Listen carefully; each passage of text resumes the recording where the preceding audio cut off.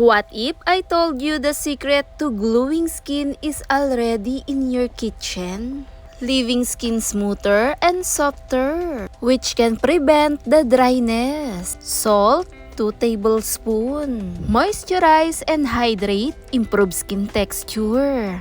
By removing dry skin and adding moisture, the scrub helps to create a smoother, more even skin tone and texture. Olive oil, 1 tablespoon. At dito nga po, haluin lamang mabuti para mas lumabas ang tamang texture na kakailanganin natin. Perfect itong dalawang kombinasyon na ating ginamit, magandang magbigay exfoliate, nagbibigay lambot at napakaganda ng effect lalo sa balat. Bagay ito sa pagka-dryness ng ating balat na binabalik sa lack of moisture. Dahil ang salt at ang olive oil, maganda pang scrub, nagbibigay exfoliate at tumutulong itong magbigay lambot, kinis lalo sa balat. Detoxifying scrub. Maganda gamitin lalo kung ikaw ay nakakaranas ng maaligasgas, kasama na rin ng hindi nating gusto sa ating balat.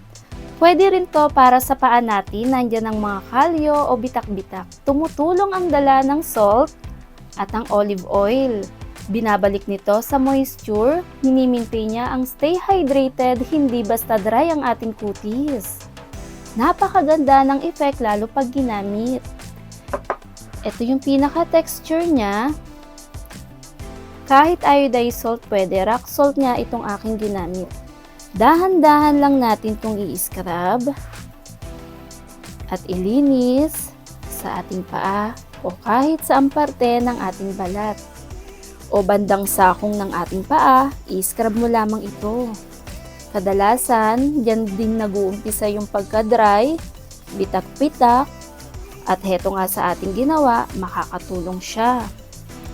Dahan-dahan mo lang siyang ilinis, binabalik nito sa moisture at lambot na hindi basta magdadry ang ating paa o kahit saang parte ng ating balat, lalo na rin sa kamay, pwedeng-pwede rin ito.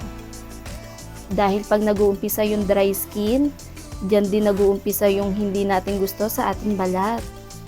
Sa paggamit nga nito, kahit 5 minutes, i-scrub, ibabad lang natin, hayaan natin ito.